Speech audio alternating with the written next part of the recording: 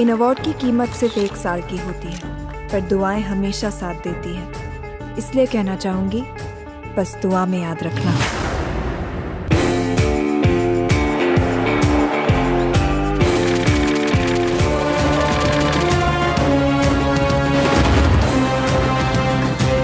बहुत माहिर खिलाड़ी हैं आप। खिलाड़ी था, अब पूरा खेल।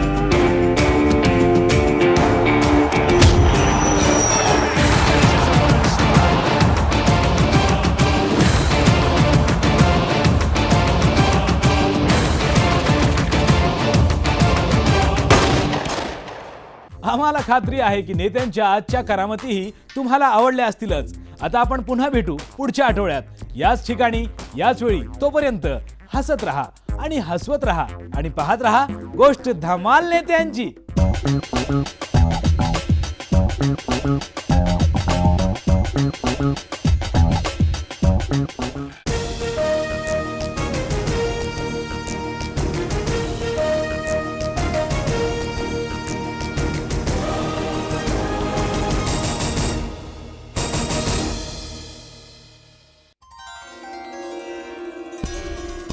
वास्तूमधल्या दिशा ठीक नसतील तर माणसाची दशा होते का? वास्तुशास्त्राला विज्ञानाचा आधार आहे का? वास्तुशास्त्र आता आलेला फॅड आहे का? या आणि अशा अनेक प्रश्नांची उत्तरं देण्यासाठी मी आनंद पिंपळकर आलोय आपल्या लाडक्या TV9 महाराष्ट्रावर। पहा आनंदी वास्तू रविवारी सकाळी 10 वाजता।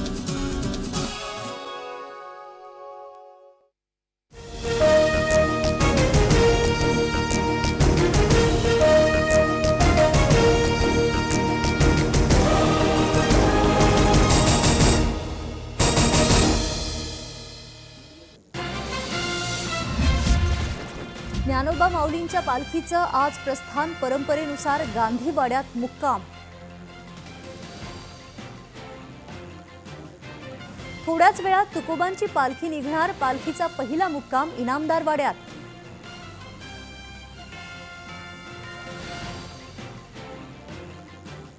संत एकनाथांच्या पालखीवरून वंशजांमध्येच वाद। दत्तक पुत्र रघुनाथ बुवांना मिळाला मान, तर नाथांच्या वंशजांचीही निघणार दुसरी पालखी।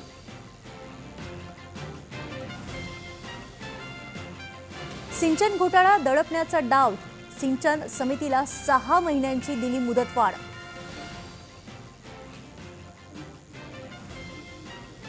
निवडणुकीसाठी 8 कोटी खर्च केल्याप्रकरणी आयोगाची मुंडेंना नोटीस। उत्तर देण्यासाठी 20 दिवसांची मुदत।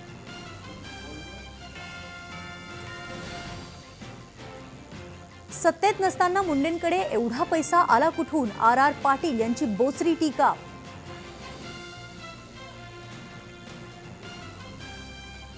नाशिक जिल्ह्यातील पिंपळगावातील अल्पवयीन मुलीवर सामूहिक बलात्कार प्रकरणी 4 आरोपींना पकडलं। 4 अद्यापही फरार।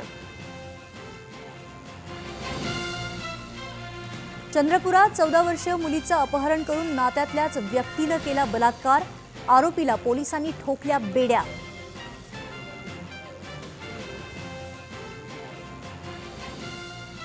पिंपरी चिंचवडमध्ये शिवसेनेचे विभाग प्रमुख अशोक कोतवाल यांच्यावर हल्ला। कोतवाल यांच्यावर बिर्ला रुग्णालयात उपचार सुरू। पोलीस घेतायत हल्लेखोरांचा शोध।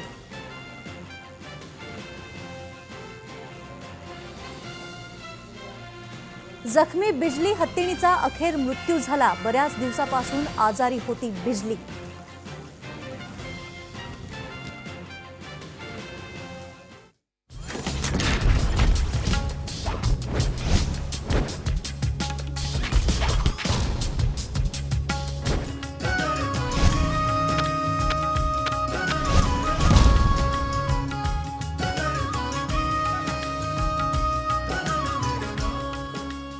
नमस्कार, मी सुनीता। आनंदी वास्तू या आमच्या विशेष कार्यक्रमात तुमचं मी मनापासून स्वागत करते।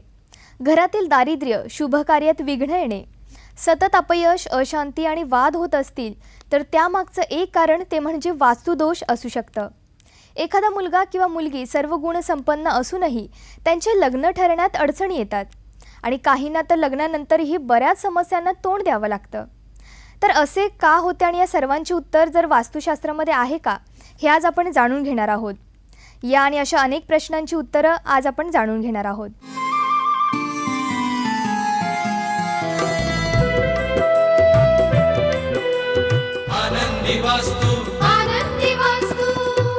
आज आपल्या बरोबर आहेत वास्तुतज्ञ ज्योतिष सल्लागार पंडित आनंद पिंपळकर. खूप खूप स्वागत आहे. ओम साईराम. श्री आनंद पिंपळकर हे प्रख्यात वास्तुतज्ञ आणि ज्योतिष सल्लागार असून आजवर त्यांची 40 पुस्तके प्रकाशित झाली आहेत. आनंदी वास्तू हे त्यांचे सर्वात प्रसिद्ध पुस्तक आहे. वास्तुशास्त्रावरील दिनदर्शिका आनंदी वास्तू हे भारतातले फक्त वास्तू आणि ज्योतिष विषयावरचे एकमेव कॅलेंडर आहे. वास्तुशास्त्राविषयी किंवा विवाहासंबंधी काही समस्या असतील तर तुम्ही पंडितजींना थेट संपर्क साधू शकता किंवा आम्हाला ईमेलही करू शकता. आजचा आपला विषय खूप महत्त्वाचा आहे कारण प्रत्येक जणांना लग्नाविषयी खूप महत्त्वाच्या गोष्टी लक्षात आणून देणं खूप महत्त्वाचं असतं. तर काय सांगाल तुम्ही या गोष्टीबद्दल?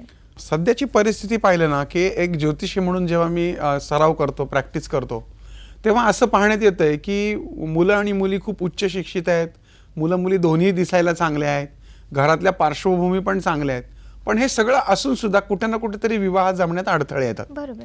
सगळ्यात पहिल्यांदा म्हणजे असं होतं की हल्ली मुली करिअर ओरिएंटेड झालेल्या आहेत. त्याच्यामुळे प्रॉब्लेम असा झालाय की त्या मुली शिक्षणावरती खूप जास्ती लक्ष केंद्रित करतात. मग आता मी काही जुन्या विचारांचा आहे किंवा मी असं म्हणतो की मुलींनी शिक्षण घेऊ नये असा काही विषय नाहीये, परंतु ह्या सगळ्या कारणांचा उहापोह आपण करतोय की माणसाच्या जीवनामध्ये विवाहाचं महत्त्व हे वेळेमध्ये करणं गरजेचं आहे. शास्त्रकारांनी त्याच्या आयडियल वेळा दिलेल्या आहेत. त्या वेळांप्रमाणे त्यांचा जर विवाह झाला नाही तर आपण बघतो की शारीरिक स्थिती सुद्धा त्यानंतर हळूहळू त्या पद्धतीला मदत करणारी ठरत नाही. मग त्यानुसार आपण जेव्हा विचार करतो आणि आपण आपला बराचसा वेळ ज्यावेळेस आपण आपल्या करिअरमध्ये लक्ष देण्यासाठी लावतो किंवा इतकेकदा असं होतं की एखादा समाज आहे की त्यामधल्या मुली खूप जास्त शिकलेल्या आहेत आणि मुलं शिकलेलीच नाही आहेत आणि त्याच्यामुळं अनेक प्रकारच्या समस्यांना सामोरं जायला लागते.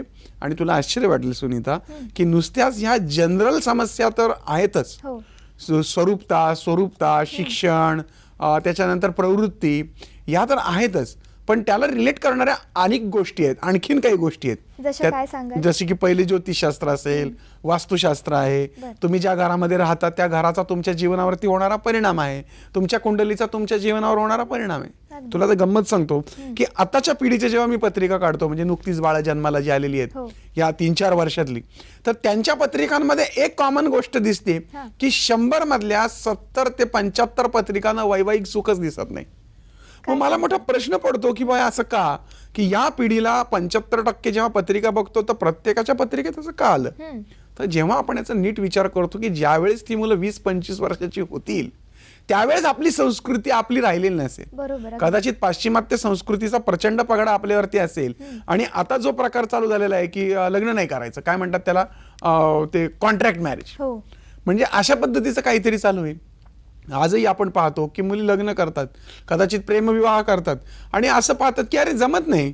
पण आता मला एक चांगला प्रश्न सुचला की काही जण प्रेम विवाह करतात आणि काही जणांचं अरेंज मॅरेज होतं, तर तुमच्या नजरेत किंवा तुमच्या दृष्टिकोनातून कोणता विवाह चांगला म्हणजे पुढील आयुष्यासाठी? माझ्या दृष्टीने सगळ्यात विवाह कुठला चांगला की जिथं मन जुळतात. आता पूर्वीच्या काळी काय प्रेम व्हायची का? म्हणजे आपण आमच्या आई वडिलांना जर का विचारलं की का हो बाबा पूर्वीच्या काळी तुम्ही प्रेमविवाह का नाही केला, तर आमचे बाबा म्हणाले अरे प्रेम केलं पण आम्ही लग्नानंतर प्रेम केलं. आपोआपच ते प्रेम निर्माण होतं. विवाह आधी प्रेम प्रकरण हा ही काळाची गरज बनलेली आहे, कारण मुलं मुली शाळेत जातात, कॉलेजमध्ये जातात, एकमेकांच्या समोर येतात, सहवासात आल्यानंतर सहवासामधनं प्रेमवृद्धी होते.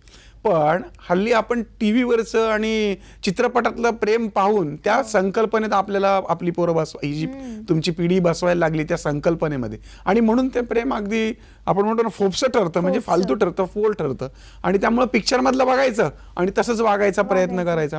त्याच्यामुळं बरेच जण असेच करतायत हल्ली. हो, आणि त्याच्यामुळे त्यांच्या वैवाहिक जीवनामध्ये तणाव निर्माण होतात. आता तुला सांगतो एक साधंसं उदाहरण पाहिलं मी. एका सोलापूर जिल्ह्यामधली एक खूप सुंदर मुलगी, तिचे वडील खूप करोडपती आहेत आणि घरामध्ये खूप गाड्या आहेत, ते ट्रक्स बिक्स वगैरे, आणि तिचं कोणाशी त्याचं चित्रपट बघून कोणाशी प्रेम झालं तर त्यांच्याकडं कामाला असलेल्या ट्रक ड्रायव्हर. आता मला सांगते, ट्रक ड्रायव्हर बरोबर प्रेम केल्यानंतर ही मुलगी डबल ग्रॅज्युएट, तो मुलगा 10वी नापास, आणि मग कालांतराने यांच्यात घटस्फोट होणं साहजिक आहे. म्हणजे विचार करून सुद्धा करणं गरजेचं आहे. आजकालची तरुण पिढी या गोष्टीचा विचार करत नाही, आणि एक पिढी अशी आहे की ती खूप जास्ती विचार करते म्हणून विवाह होत नाही. जे घाईने विवाह करतात त्यांचे विवाह मोडकळीला येतात, आणि म्हणूनच आम्ही म्हणतो की आम्ही आमच्या वाडवडिलांना विचारात घेऊन, आमच्या संस्कृतीला आणि परंपरेला विचारात घेऊन जर विवाह केले तर ती विवाह संस्कृती पूर्णपणे टिकेल. म्हणजे जसा वास्तूचा, जसा ज्योतिषाचा संबंध आहे, तसाच आपल्या संस्कृतीचा आणि प्रवृत्तीचा संबंध सुद्धा आपल्या वैवाहिक जीवनाशी असतो. बरोबर, अगदी म्हणजे महत्त्वाची माहिती देताय तुम्ही. आता अलीकडे आपण पाहतोय की बरीच जण एखादी पत्रिका पाहूनच मुलांची लग्न करून देत आहेत. हो, पण मग पत्रिका चांगली आहे, गुण म्हणजे सगळे चांगले आहे, पण लग्न काही जमत नाही, तर असं का होतं? नाही, आता काय माहितीये का, पत्रिकेचं खरं सांगायचं म्हणजे मला एक आलेला अनुभव तुला सांगतो की एखाद्या मुलाला एखादी मुलगी पसंत नसेल किंवा मुलीला मुलगा पसंत नसेल, तर त्याला नाही कसं म्हणायचं, तर त्याला पत्रिकेचं कारण टोचणी करून लावून द्यायचं की आम्हाला ज्योतिषाने सांगितलंय की हे होत नाही, पत्रिका चांगली नाही. हा, काही लोक त्या पत्रिकेत एवढं शिरतात की पार अगदी ते बाल की खाल निकालना म्हणतो ना, तशा पद्धतीने पार त्याचा पार पिट्टा पण पाडतात. हे 100% खरं असतं का? हा, आता कसं आहे की ज्योतिष शास्त्रामध्ये जे गुणमेलन सांगितलेलं आहे त्याच्यामध्ये एकूण 36 गुणांची गुणावलिता दिलेली आहे आणि त्यापैकी कमीत कमी 18 गुण जुळले पाहिजेत असं सांगितलेलं आहे. हे करत असताना त्यांनी पंचांगामध्ये आणि धर्मशास्त्रामध्ये अशा बऱ्याचशा गोष्टी सांगितलेल्या आहेत की त्या गोष्टी निग्लेजेबल आहेत, पण आपण त्या गोष्टींचा भाव करतो. आता उदाहरणार्थ मंगळ ही गोष्ट अशी की लोक जी घाबरतात आणि दुसऱ्यांना घाबरून सोडतात, पण मंगळ हा कमीत कमी 62 कारणांनी निर्बळी होतो. किंबहुना आपल्या जो वर असेल किंवा वधू असेल त्याच्या पत्रिकेमध्ये त्या मंगळाला मारक ठरणाऱ्या खूपशा अशा गोष्टी असतात की ज्यामुळे तुमचा मंगळ असला तरी त्याला मारक ठरू शकतं, पण या गोष्टीचा आम्ही विचार करत नाही. मंगळ आहे 1, 4, 7, 8, 12 स्थानामध्ये मंगळ आहे, झालं याला मंगळ आहे. दुसरी गोष्ट आम्ही नेहमी पाहतो की एक नाडी दोष, पण शास्त्र हे सांगतं की तुमची नाडी एक असेल आणि चरण जर भिन्न असतील तर नाडी पाद वेद कोष्टकानुसार त्याच्यामध्ये 8 गुण ऍड होतात. पण आम्ही त्या एकाच गोष्टीला पकडून बसतो आणि आमच्या जीवनात आलेली चांगली मुलगी किंवा मुलगी आम्ही गमावून बसतो. यासाठी नाडी जरी असली तरी हे लग्न पॉसिबल नाही. याला कारण आहेत सुनीता, याला हो, हे गंमत आहे याच्या मागं. त्याच्यामध्ये वर्ण, वश्य, तारा, नाडी अशा वेगवेगळ्या गोष्टी सांगितल्या. आता काय सांगितलंय? वर्ण म्हणजे काय की जाती व्यवस्था नाही. आता उदाहरणार्थ एखादा मुलगा आहे क्षत्रिय वर्णाचा आणि दुसरी मुलगी आहे ती समजा ब्राह्मण वर्णाची आहे, म्हणजे त्याच्यातनं त्यांच्या मनोप्रवृत्ती समजतात की जर तो मुलगा क्षत्रिय प्रवृत्तीचा आहे तर तो लढाकू असणार आहे, आणि ही जर का ब्राह्मण असेल तर ती, हा जातीचा विषय नाही, हा प्रवृत्तीचा विषय आहे. आणि नाडी हा जो तू मगाशी आता विषय म्हणला, तर नाडी काय सांगते, तर नाडी सांगते की यांना संतती होणार आहे की नाही. हा, त्याशिवाय जो गण सांगतो तो स्वभाव सांगतो. तो एक मनुष्यगण, राक्षसगण आणि देवगण. आता मनुष्यगण आणि देवगण जमेल, देवगण आणि राक्षसगण जमेल का? नाही जमणार. मनुष्यगण आणि राक्षस, पण याचा अर्थ तसा असला म्हणजे लग्न तोडलंच पाहिजे असं काही नाही, कारण शास्त्र हेही सांगतं की काही गोष्टी या निग्लेक्ट केल्या पाहिजे, ते स्वतः शास्त्र सांगतं. अगदी आपण बारीक जर बघितलं तर आपल्याला उभ्या आयुष्यात लग्न जमू शकत नाही. त्यामुळं ज्या पद्धतीने आपण पत्रिका बघतोय, पत्रिका फार छान जमली आहे, फार सगळं छान झालंय आणि ती मुलगी टुनटुन सारखी जाडजूड आहे, काय उपयोग आहे का त्याचा? म्हणजे याचाच अर्थ स्वरूपताही पाहिजे. पत्रिकेचा अतिभाव न करता जर त्या पत्रिका पाहिल्या, त्याच्यात आपण गण बघतो, योनी एक प्रकार पाहतो माहितीये का, याच्यामध्ये त्या व्यक्तीच्या जीवनामध्ये त्यांचं वैवाहिक जीवन कसं असेल हे पाहिलं जातं. म्हणजे उदाहरणार्थ एखादा पुरुष गज योनीचा आहे आणि एखादी स्त्री ही अश्वयोनीची आहे किंवा श्वान योनीची आहे, तर ह्या योनीवरनं त्यांचं वैवाहिक जीवन कळतं. त्यामुळं तो कसा आहे, गजयोनी म्हणजे तो थंडकामी असेल, तो ती स्त्री जर अश्व किंवा श्वान योनीची असेल तर ती अतिकामी असेल. मग ज्यावेळेस असे दोन जीव एकत्र येतील तेव्हा धर्मेच्या, अर्थेच्या, कामेच्या या 3 माध्यमातून संसार टिकतो. जर एक अति कामसू आणि एक पूर्णपणे त्याच्या विरोधात आहे तर तो संसार टिकणार नाही. म्हणजे धर्म म्हणजे त्यांची प्रवृत्ती, अर्थ म्हणजे पैसा मिळवण्याची क्षमता आणि काम म्हणजे त्यांच्या वैवाहिक जीवनाच्या नांदी या परफेक्ट जमल्या तरच वैवाहिक जीवन सुखी होतं. यातलं एक जरी बारगळलं तरी सगळं बारगळतं. आणि म्हणून विवाह गुणमेलन करताना त्या राशी पाहताना त्या राशींची त्या दुसऱ्या राशींची उपयुक्तता बघितली जाते. पण मग मेष राशीचा पुरुष आणि मिथुन राशीची स्त्री किंवा तुळ राशीची स्त्री जेव्हा संसार करतात तेव्हा फार मोठमोठे विनोद घडतात. हिला वाटतं प्रत्येक वेळेस तो आपलं कौतुकाने सांभाळ करेल, प्रेमाने आपल्याला जवळ घेईल, पण तो तसं काही करत नाही. तो प्रत्येक गोष्टीमध्ये त्याला जर तिने आनंदाची बातमी सांगितली की तू पप्पा होणार तर तो म्हणतो जगा वेगळं काय झालं. म्हणजे थोडक्यात काय, तो त्याचा लढाकूपणा दाखवतो आणि ती तिचा रोमॅन्टिकपणा दाखवतो. म्हणजेच त्या राशींच्या स्वभावानुसार जर 2 जोड्या प्रॉपर एकत्र आल्या तर मात्र त्यांचे संसार सुखी होतात. आणि लव्ह मॅरेजच्या बाबतीत तुझे म्हणलीस ना, त्यावेळेस जेव्हा नुसत्या 10 दिवसाच्या आणि 2 आणि 5 दिवसाच्या याच्यावर जेव्हा प्रेम होतं त्यावेळेस स्वभावांमध्ये जेव्हा जुळलं जात नाही आणि म्हणून प्रेमविवाहामध्ये घटस्फोटांचं प्रमाण खूप जास्त पाहायला बरोबर, मिळतं. म्हणजे ते त्या वयामध्येच काही गोष्टी होऊन जातात की नाही मला हाच मुलगा पाहिजे किंवा मला हीच मुलगी पाहिजे बरोबर, लग्नासाठी, बरोबर. पण ते नंतर त्यांना जाऊन कळत नाही या काही पण गोष्टी. तोपर्यंत आयुष्याचं मातेरं झालेलं असतं, हिच्या पदरात एखादं हो ना. लेकरू असतं, हो. तो काहीतरी विचित्र वागत असतो. आणि ह्या सगळ्या गोष्टींना जर का आपल्याला ह्याच्यावरती जर बंधन घालायचं असेल तर आपण आपली संस्कृती जपली पाहिजे, त्याचबरोबर आपल्या परंपराही जपल्या पाहिजेत, पण त्या इतक्याही जपल्या नाही पाहिजेत की त्याच्यात तुम्ही खोलात शिरून त्या संस्कृती आणि त्या परंपरांची अंधश्रद्धा कराल. आपण ही चर्चा सुरूच ठेवूया, कारण की बऱ्याच जणांना खूप काही जाणून घ्यायचं की लग्न करताना पत्रिका पाहावी की नाही, आणि इवन लग्नाच्या नंतर पण काही समस्या असतील तर त्या दूर कशा कराव्यात. आपण नक्कीच ही चर्चा सुरू ठेवूयात. वास्तुशास्त्राविषयी तुम्हाला वास्तुतज्ञ आनंद पिंपळकर यांना थेट संपर्क करायचा असेल तर आमच्या TV स्क्रीनवर त्यांचा संपर्क क्रमांक, ईमेल ID, तुम्ही वेबसाईट पाहू शकता. वास्तुतज्ञ आनंद पिंपळकर यांच्याकडून आपण बरंच काही जाणून घेणार आहोत, पण त्याआधी घेऊयात एक छोटासा ब्रेक.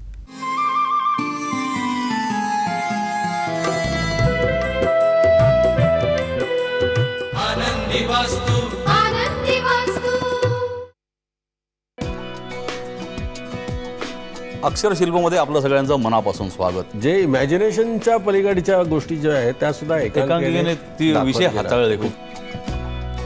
मध्य आणि अंत या दोघांच्या मध्ये अँटी क्लायमॅक्स आहे, क्लायमॅक्स आहे, ह्या सगळ्या गोष्टींची जो एक आलेख असतो तो आलेख आपल्याला एकांकिका या फॉर्म मध्ये आढळतो.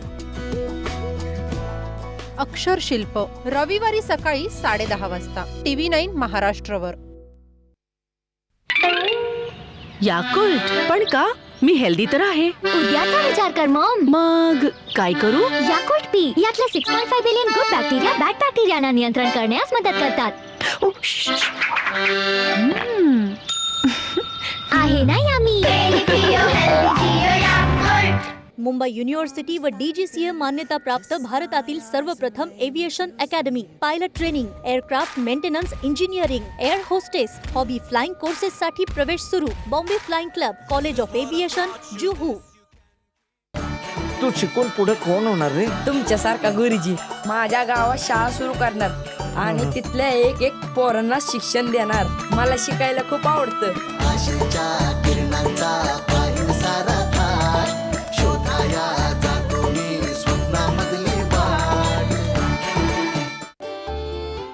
आपकी आशाएं, आपके सपने, अब ये सब सिर्फ सपने नहीं.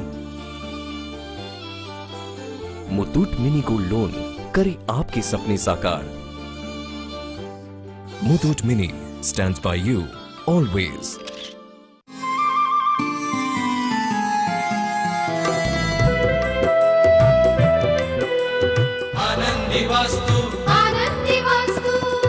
ब्रेक नंतर आनंदी वास्तूमध्ये तुमचं पुन्हा एकदा स्वागत. आज आपण अखंड वास्तुशास्त्र आणि विवाहासंबंधी येणाऱ्या अडीअडचणी याविषयी जाणून घेतोय. आपल्या सोबत आहेत प्रख्यात वास्तुतज्ञ, ज्योतिष सल्लागार आनंद पिंपळकर. आता मला तुमच्याकडनं पहिलं हे जाणून घ्यायचंय की लग्न म्हणजे गुणसंपन्न असतात, पत्रिका पाहिल्यात, पण त्यानंतर लग्नानंतर बऱ्याच अडचणींना सामोरं जावं लागतं, तर असं का आणि यावर काही उपाय आहेत का? बरोबर. म्हणजे आता आपण काय करूयात की असं समजूयात की म्हणजे तुझ्या म्हणण्यानुसार की बा ठीक आहे, तुम्ही म्हणता तसं आम्ही सगळा विचार करून लग्न केलं, आता सगळं जमलंही, छान आहे, दोघांच्या पत्रिका मॅच झाल्यात, राशी परफेक्ट आहेत, आणि आता संसार सुरू झाल्यानंतर 7-8 महिन्यामध्ये घरामध्ये किचकिच चालू झालेली आहे. आणि त्यावेळेस जेव्हा लोक माझ्याकडे परत येतात की बुवा तुम्ही आमची पत्रिका जुमवली, पत्रिकेमध्ये चांगले गुण जमवले, तुम्ही तर म्हटले संसार चांगला होईल, मग आता काही बोंब चालू झाली. मग त्यावेळेस आम्ही म्हणतो अरे बाबा तू तुझ्या वास्तूमध्ये कुठे झोपतोस, तुझ्या बायकोवरचं तुझं अस्तित्व सगळ्यात जास्ती कुठं असतं, तर तो म्हणतो वायव्य कोपऱ्यामध्ये असतं, तो म्हणतो ईशान्य कोपऱ्यात असतं, तो म्हणतो आग्नेय कोपऱ्यात असतं. म्हणजेच वास्तुशास्त्र सुद्धा माणसाच्या जीवनावरती परिणाम करत. चुकीच्या गोष्टी करणं, शयन करणं, या गोष्टी तिथे चालणार नाही, कारण आग्नेय कोपरा हा अग्नीसाठी आहे. म्हणजे त्या ठिकाणी काय पाहिजे, स्वयंपाकघर पाहिजे, स्वयंपाकघर, बरोबर. पण आता ठीक आहे आमच्याकडे नाहीये तर आम्ही काय करायचं, तर त्यासाठी ते तत्व त्या ठिकाणी निर्माण करायचं. यातही वास्तुशास्त्रात 3 प्रकार आहेत. म्हणजे एक पातालिक, म्हणजे जमिनी खालचं वास्तुशास्त्र, एक पृथ्वी तत्वाचं की जे पृथ्वी तत्वाच्या अंमलाचं, आणि तिसरं आहे ते अंतरिक्ष तत्वाचं म्हणजे अवकाश तत्वाचं. जी लोक जमिनीच्या खाली राहतात म्हणजे अधो दिशेला राहतात त्यांच्यासाठी याचे नियम वेगळे. उपायांचं सांगतोय मी तुला. आणि पृथ्वी तत्वावर राहतात म्हणजे जमिनीवर घर आहे तुमचं, तर तुम्ही तुमच्या घराच्या आग्नेय कोपऱ्यात जर बेडरूम येत असेल, जर तुमचं पाणी येत असेल, तर आग्नेय कोपऱ्यामध्ये जिथं तुमचा प्लॉट संपतो किंवा जिथं घरात तुमच्या आग्नेयची मर्यादा आहे त्या ठिकाणच्या कोपऱ्यामध्ये खडे मीठ, कोळसा, लोखंड आणि तांब्याचे तुकडे पुरले पाहिजे. दर्शको, हे जे तुकडे मी तुम्हाला सांगतोय किंवा तांब सांगतोय याचं प्रमाण हे फक्त ती वास्तू पाहून ठरू शकतो. म्हणजे काही ठिकाणी 1 किलो लागेल, काही ठिकाणी 5 किलो लागेल, काही ठिकाणी 10 किलो लागेल. रो हाऊसमध्ये त्याचं प्रमाण कमी असेल, जर तुमचा सेपरेट बंगला असेल तर त्याचं प्रमाण कमी असेल, तुमचा ह्यूज बंगला असेल तर त्याचं प्रमाण कदाचित जास्त असेल. हे वास्तुतज्ञ ठरवतो, तो वास्तू बघून आणि त्या वास्तूला किती गरज आहे औषधाची. म्हणजे उदाहरणार्थ एखादा माणूस आजारी पडला तर त्याला 40 ml औषध द्यायचं का 500 ml हे जसं डॉक्टर ठरवतो त्याच पद्धतीने वास्तूला त्या ठिकाणी किती गरमाहट निर्माण केली पाहिजे. तुला सांगतो सुनीता, मला भयंकर आश्चर्य वाटलं. एकदा काय झालं की माझ्या घरामध्ये सगळे लाईट चालू होते पण कॉम्प्युटर चालू होत नव्हतं. त्यावेळेस मी इलेक्ट्रिशियनला बोलवलं. त्यावेळेस तो म्हणला, साहेब तुमचं अर्थिंग खूप चांगलं आहे पण म्हणलं वरची न्यूट्रल कट झालेली आहे. अरे त्याला म्हटलं जर न्यूट्रल कट झाली तर अर्थिंगवर लाईट लागल्या कशा काय? तर तो म्हटला की अर्थिंग मधनं एक इलेक्ट्रिक फेज तयार होतो आणि त्यातून लाईट लागतात. माझ्या डोक्यात एक लाईट अशी लागली की कित्येक हजार वर्षापूर्वी मयमतम मध्ये आग्नेय कोपरा जर दूषित असेल तर विश्वकर्मा भगवानांनी आम्हाला सांगून ठेवलंय की त्या ठिकाणी खडेमीठ, कोळसा, लोखंड, तांब्याचे तुकडे पुरले पाहिजेत. मग आम्ही जेव्हा पाहतो की अर्थिंग काय आहे तर अर्थिंगचं मटेरियल हेच आहे. म्हणजे याचाच अर्थ त्यावेळेस सुद्धा विज्ञानाचा त्यांनी आधार एक प्रकारे घेतला होता. आता आपण ते विज्ञानाच्या स्वरूपात पाहिलं आणि आग्नेय कोपरा त्या ठिकाणी बाधित केला. हे झालं जमिनीवरच्या लोकांसाठी. आणि जे लोक पुढच्या मजल्यावर राहतात, पहिल्या, दुसऱ्या, तिसऱ्या, की खाली दुसरे लोक राहत आहेत, पार्किंग आहे आणि वर राहत आहेत, अशांनी ते तत्व जमिनीत बॅलन्स नाही करायचं तर ते अंतरिक्षात बॅलन्स करायचं. म्हणजे त्या फ्लॅटच्या आग्नेय कोपऱ्यात पूर्व भिंतीला, दक्षिण भिंतीला आणि छताला 1 फूट बाय 1 फूट भरीव लाल रंग काढायचा आणि त्याच्यामध्ये एक लाल रंगाचा बल्ब लावायचा. तेही शक्य नसेल तर त्याच्यामध्ये एक तांब्याचं पिरॅमिड ते लावू शकतात जेणेकरून आग्नेय दिशा बॅलन्स होते. आता तू म्हणशील की असा कसा बॅलन्स होतो बा कोपरा? काही तथ्य वाटत नाही. आता एक तुला उदाहरण देतो, ते बॅलन्स कसा होतो, ती एनर्जी कशी डायव्हर्ट होते. आता हा आपल्या पुढे टेबल आहे, बरोबर आहे. याच्यावरती आपण लोखंडाचा बारीक भुगा कीस जो असतो तो पसरूया. ठीक आहे. आता तू उद्या आली, परवा आली तरी तो कीस पसरलेलाच दिसणार आहे आपल्याला. पण मी त्यानंतर ह्या कपाच्या ऐवजी तुझं एवढं लोहचुंबक ठेवून देतो आणि दुसऱ्या दिवशी तू येऊन बघ काय होईल. काय होईल ते सगळा लोखंडाचा केस कणाला कण करता करता चिकटेल आणि आश्चर्य वाटेल की भोवतालचा परिसर झाडल्यासारखा स्वच्छ होतो. मी एका मोठ्या म्हणजे 10 बाय 10च्या रूम मध्ये हा प्रयोग करून पाहिलाय. झाडल्यासारखं स्वच्छ होतं आणि ते सगळं कनेक्ट होतं. म्हणजे चुंबक ही अशी एनर्जी आहे की जी त्या लोखंडाला अट्रॅक्ट करते. त्याच पद्धतीने ते पिरॅमिड किंवा त्याच पद्धतीने तो लाल रंगाचा बल्ब किंवा त्याच ठिकाणचा तो लाल रंग त्या ठिकाणी असलेल्या एनर्जीला तुमच्या शरीरात शिरण्याच्या ऐवजी तिकडे डायव्हर्ट करतो. ह्याचं दुसरं उदाहरण माहिती आहे का तुला? की आपण एखादं किचन पाहतो, किचन मध्ये तो टाकत असतो फोडणी बिडणी, हे धुराळा उडतो. आता जर का त्याच्या तिथं जर का तो एक्झॉस्ट फॅन नसेल तर काय होईल? तो सगळा तडका तिथंच ठसका लागेल लोक. पण एक्झॉस्ट फॅन काय करतो माहितीये ना, तो सगळा धूर, तो सगळा तडका बाहेर फेकून देतो. म्हणजे तो एक्झॉस्ट फॅन ही अशी एनर्जी आहे की जी तिथली त्या धुराची एनर्जी बाहेर फेकते. अशाच पद्धतीने शास्त्रकारांनी काही वस्तू निर्माण केलेल्या आहेत, जसं की पिरॅमिड, जसं की रंग, जसं की आपण बल्ब लावूनही ते बॅलन्स करू शकतो. अशा विविध माध्यमातून आपण आग्नेय कोपरा बॅलन्स करू शकतो. तर हे झालं आग्नेय कोपऱ्याचं. आता तसंच जर का बेडरूम तुमचं वायव्य कोपऱ्यात असेल तर काय होतं? तर वायव्य कोपऱ्यामधलं बेडरूम पती पत्नींच्या जीवनामध्ये तिराहित व्यक्ती आणतं असं म्हटलंय. अच्छा, म्हणजे एकंदरीत घटस्फोट किंवा एक्स्ट्रा मॅरिटल अफेअर जी होतात ती कशामुळे होतात? जर आपण बघितलं, माझ्याकडे काही स्त्रिया येतात की अहो पतीचं अशी भानगड चालू झाली आहे, किंवा काही पुरुष पण येतात हल्ली की मला बायकोची लक्षणं काही ठीक दिसत नाही. मग आपण जेव्हा त्यांचे वास्तूचं प्लॅन बघतो तेव्हा लक्षात येतं की ते वायव्य कोपऱ्यात, आणि मग त्या शंकेला दुजोरा प्राप्त होतो. अर्थात आम्ही जरी त्याला हो म्हणत नसलो तरी आम्ही त्याच्यावरती उपाय सांगतो, कारण बऱ्याच वेळा संशयाने तर फार वाटलं होतं. मग हा संशय वाढतो का वायव्य कोपऱ्यात राहिले? म्हणजे एकंदरीत या सगळ्यांचं कारण हे वास्तूमध्ये सुद्धा लपलेलं आहे. आग्नेय कोपऱ्यात जशी चिडचिड वाढते ती बाई म्हणते काय नाही, याचं तोंड पाहिलं की माझं डोकं फिरतं, माझ्या नवऱ्याचं तोंड पाहिलं की माझं डोकं फिरतं. का? आग्नेय कोपरा. कारण ते अग्नी तत्व सतत तिच्यावरती. आणि काय होतं माहितीये का, माणूस जेव्हा शयन करतो, झोपतो, त्यावेळेस तो किमान 8 तास तरी झोपून राहतो एका जागेवर. त्यामुळे त्याच्यावर त्याचं कॉन्सन्ट्रेट त्या एनर्जीचं होत असतं. आपण एरवी घरात फिरतो, त्यामुळे आपण त्याला मिसमॅच होतो, एका जागेवर नसतोच आपण. बरोबर. तशाच पद्धतीने या वस्तू लावून त्या एनर्जीला आपण त्या ठिकाणी कॉन्सन्ट्रेट करू शकतो. आणि वायव्य कोपरा हा एक अतिशय दूषित कोपरा मानला गेलाय पती पत्नींसाठी. आता परत तुझा हा प्रश्न असणारच की मग आता आहे आमचं वायव्याला तर काय करायचं. अगदी बरोबर. म्हणजे आम्ही तोडफोड करू नये अशी आमची फार इच्छा आहे. अगदी त्यावर आम्हाला असेच उपाय सांगा. आनंदी वास्तू हे पुस्तक जे आहे याच्यामध्ये खास तेच लिहिलंय की बिना तोडफोड. जनरली वास्तुशास्त्र म्हटलं की लोकांना तोडफोडच आठवते. आणि या शास्त्राला बदनाम कोणी केलं असेल तर बाहेरनं जी परकीय शास्त्र आली, जसं की फेंगशुई. फेंगशुईवाले काय सांगतात, अरे बाबांनो, तुमच्या ह्या सांस्कृतिक ह्या शास्त्रामध्ये स्पष्ट तोडफोड सांगितली, तुम्ही तोडफोड करायची नसेल तर तुम्ही फेंगशुईच्या महागड्या वस्तू घरात ठेवा. मुळीच नाही. ज्याला पारंपरिक संस्कृत आपलं वास्तुशास्त्र माहिती आहे तो माणूस असली भावल्या घरात आणून ठेवणार नाही. किंबहुना त्याला कुठलाही सायंटिफिक आधार नसणाऱ्या गोष्टी तो आधार आणून ठेवणार नाही. आपल्या घरामध्ये आपण ज्या वास्तू बॅलन्स करण्यासाठी ज्या वस्तू ठेवतो त्या प्रत्येक गोष्टीला काही ना काहीतरी विज्ञानाभिमुख आधार असतो. बऱ्याच वेळा असं पाहण्यात येतं की आग्नेयला असू दे किंवा वायव्येला असू दे किंवा ईशान्येला असू दे, बेडरूम त्या ठिकाणी ना आरसे लावलेले असतात. बऱ्याच लोकांच्या बेडला आरसे असतात. बेडच्या मागे आरसा, समोर आरसा, आईना महल केलेला असतो. आणि ज्या ठिकाणी आरसा येतो त्या ठिकाणी प्रतिबिंबत्वाचा नियम येतो. म्हणजे एकाचे 2 दिसतात. आणि म्हणून असं म्हणतात की ज्या वेळेस शयन करताना तुमच्या शयनाचं चित्र जर समोर दिसत असेल आरशामध्ये तर तुमच्या जीवनामध्ये दुसरा पुरुष किंवा दुसरी स्त्री येते. आणि म्हणून शास्त्रकारांनी आरशाला मान्यता दिली नाही. मग आम्ही सायंटिफिकली विचार केला की काय होत असेल, दुसरं काही कारण असेल का की आरसा का नको शयन कक्षात. तर एक तर असं एक फार गंमतशीर तुला मी उदाहरण देतो. खोकला येतो आपल्याला, नॉर्मल खोकला. आता कुठला खोकला माहितीये का की ज्याला आपण सायकोलॉजिकल खोकला म्हणतो. आता मी जर करून जोरात जांभई दिली तर तुला येईल. तशाच पद्धतीचा एक खोकला असतो की एखाद्या माणसाला खोकला आला की तो अनेक लोकांना यायला, सामूहिक खोकला म्हणतो. आणि तो खोकला लवकर पाठ पण सोडत नाही, कुठल्या औषधाने बरा होत नाही. मग अशा वेळेस जर आपण आरशात खोकलो बघून तर आपला खोकला थांबतो.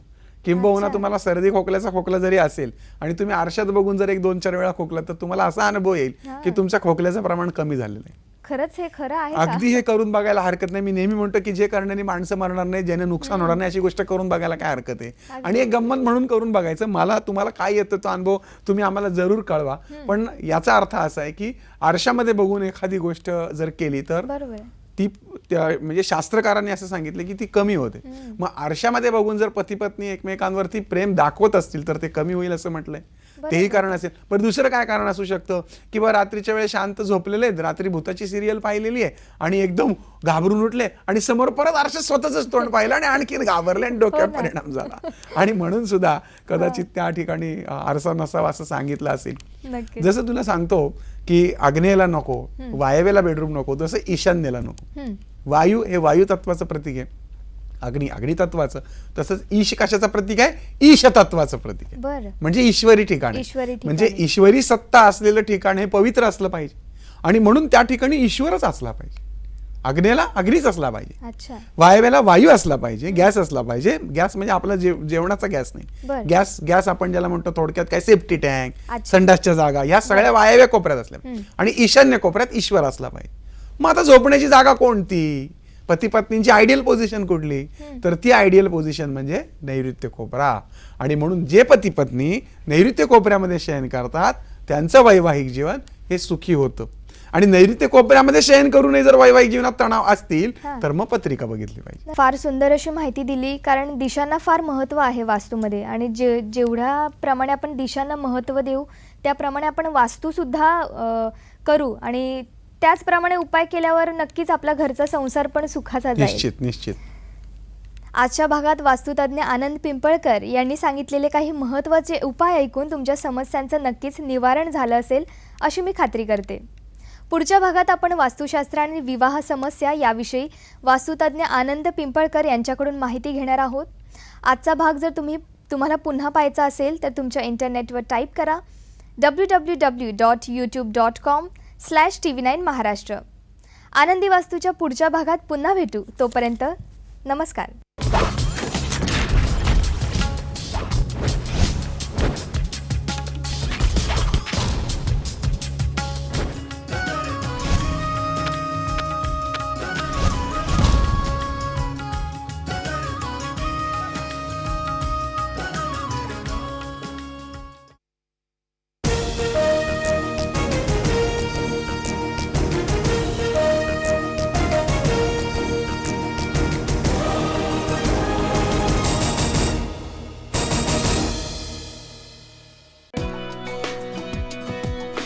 अक्षरशिल्पमध्ये आपलं सगळ्यांचं मनापासून स्वागत. जे इमॅजिनेशनच्या पलीकडच्या गोष्टी ज्या आहेत त्या सुद्धा एकांकिकेने ती विषय हाताळले खूप. मध्य आणि अंत या दोघांच्या मध्ये साधारण अँटी क्लायमॅक्स आहे, क्लायमॅक्स आहे. ह्या सगळ्या गोष्टींची जो एक आलेख असतो तो आलेख आपल्याला एकांकिका या फॉर्म मध्ये आढळतो. अक्षरशिल्प रविवारी सकाळी 10:30 वाजता TV9 महाराष्ट्रवर. या या एनएम ताई. अहो काकी, बाळंतीण ठीक आहेत ना? आणि आईचं पहिलं दाट दूध पाजलं ना? नाही नाही, आमच्याकडे आईचं पहिलं दूध पाजत नाही. हो, ते दाट दूध चांगलं नाही समजलं जात, फेकून देत होते. हे गंगाजल आहे ना? हो. मग काय ते फेकून देता तुम्ही? नाही ना. असंच आईचं पहिलं दाट दूध बाळासाठी अनमोल असतं. ते बाळाला न्यूमोनिया, डायरिया सारख्या रोगांशी लढण्याची शक्ती देत असतं. अगदी बरोबर. आईचं पहिलं दाट दूध अमृतासारखं असतं. ते बाळाला अवश्य पाजलं पाहिजे, कोणी काहीही म्हटलं तरी. काय अनुताई? नक्कीच. जन्मापासून 1 तासाच्या आत बाळाला आईचं पहिलं दाट दूध देणं हे फार गरजेचं असतं. तर 4ही गोष्टी लक्षात आहेत ना तुमच्या? 1. गर्भवतीला सकस भोजन. 2. पहिलं दाट दूधच वरदान. 3. 6 महिने फक्त स्तनपान. 4. मग स्तनपान आणि घनाहार छान. तर 4 गोष्टींना द्या मनात ठाव. म्हणा कुपोषण भारत छोडो. मजदूर युनियन जिंदाबाद. आपण कुठल्याही परिस्थितीत हार मानायची नाही. सरमन, तुला मरावंच लागेल.